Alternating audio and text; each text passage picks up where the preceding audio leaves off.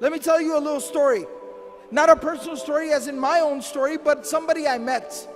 I was talking about this one time in the khutbah of Jumu'ah, Friday khutbah in a community in the States. Afterwards, a brother, he came up to me. And you know, sometimes people just have that look in their eye. They have that look in their eyes like they have a story to tell. He had that look. And he walked up to me and he said, brother, what you just talked about really personally hit home for me.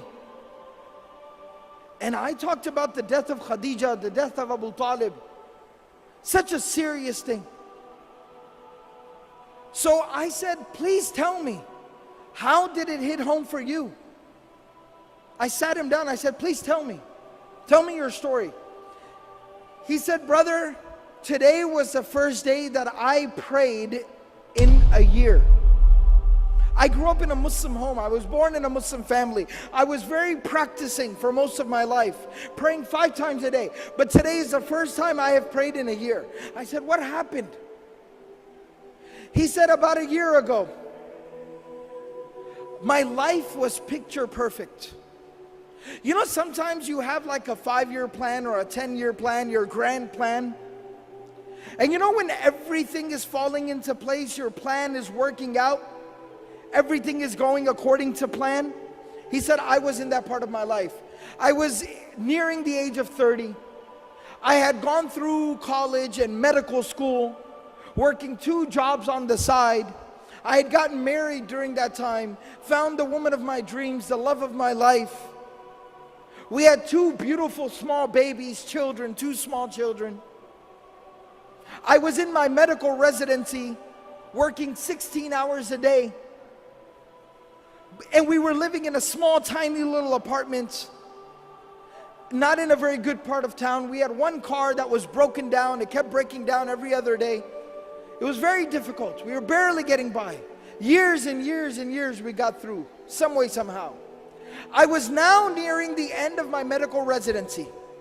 So I was starting to get offers from clinics and hospitals and doctors and groups. Very lucrative offers, 6 figures. 6 figures US, big deal. And things were starting to work out. I had not one but multiple offers on my desk. We had gone looking for nice homes so we could buy a house in a nice neighborhood, nice schools for our children. We went to the car dealership and we're looking at minivans and nice cars. Everything was working out.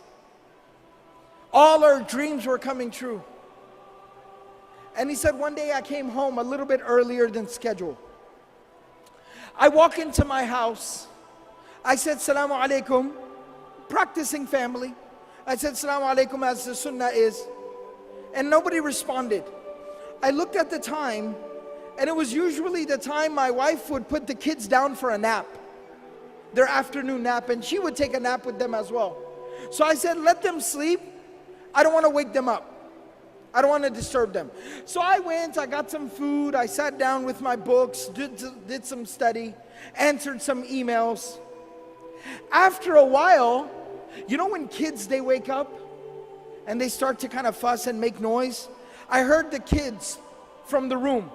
The younger one was crying, the older one was talking, I could hear them. I got very excited, as a father does. Let me go, they're awake. It's fun time, family time. So I go to the room and I walked in and my kids are sitting on the bed next to my wife. And my wife is laying there between them, motionless, still, not responding, not reacting. And it looked wrong.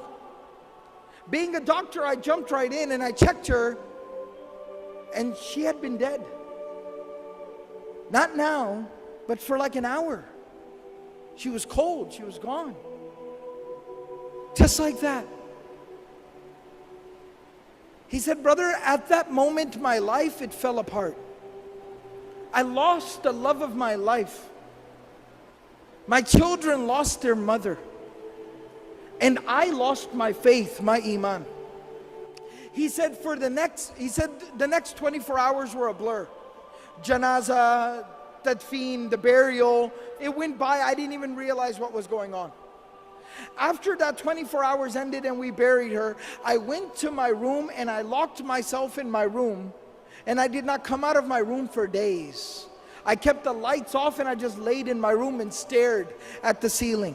I did not hold my own children in my own hands for the next few days. My mother and my brother were taking care of my babies.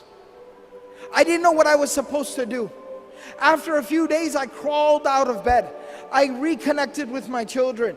I tried to get back to work, figure out how am I supposed to work and take care of my kids. My mother and my brother, they helped me so much. Slowly but surely, over the weeks and the months, I put my life back together again. I got back to work. I figured out the schedule for the children. And I started figuring things out, but there was one thing that was still missing. One thing I could not figure out. One thing I could not solve. My Imaan was gone. My faith had been broken. I stopped praying. I no longer had faith. I was struggling. And he said, my brother, who wasn't just somebody who just showed up and just told me what to do. You know, some people, when they give advice, they're never there for you. They never help you. They don't support you. They just show up and tell you what to do. My brother was not like that. He looked after my kids. He stayed awake with my babies when I had to go to the hospital for a call. He's somebody who took care of me and my kids. I respect him. I love him. And he's very pious, very righteous. He prays. He kept telling me every single day, brother, come on, you need to pray. Brother, come on, you need to pray. But I kept resisting and refusing. He said, this morning, today, he showed up at my house and he said, I am not taking no for an answer. Mother will watch the children. You are coming to the masjid with me. You will come to Jumu'ah. You will put your face on the ground before Allah subhanahu wa ta'ala and you will pray. You will make sujood. You will say Allahu Akbar, and that hole in your heart will be filled.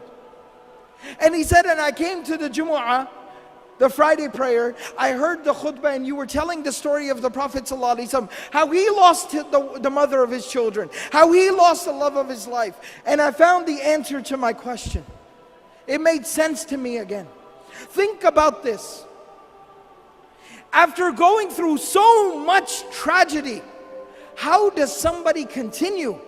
How does the Prophet ﷺ wake up the next day, go out there and preach harder than he did yesterday, work harder than he did ever before, knowing that he's going to come home to an empty home, knowing that he's going to come home to an empty bed, knowing that he's going to come home and have to look at his children in the face and wipe the tears from their face that their mother is not coming back?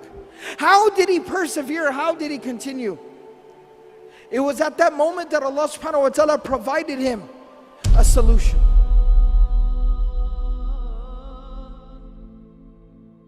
Allah subhanahu wa ta'ala took him on the most miraculous journey any human being has ever experienced.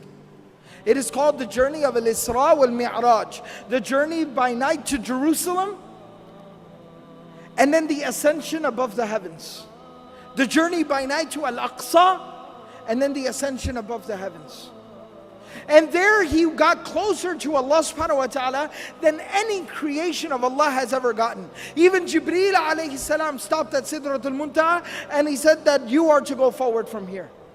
And there Allah subhanahu wa ta'ala gave the Prophet sallallahu alayhi wasallam a gift. And that gift was the 5 times daily prayer. And Allah subhanahu wa ta'ala told the Prophet sallallahu alayhi wasallam, difficulties will come. Adversity will knock your door. Tragedies will befall you. But every single time you fall, stand back up and say Allahu Akbar. Every single time you deal with a difficulty, say Allahu Akbar. Salah will heal your wounds. It'll solve your problems. It'll ease your difficulties.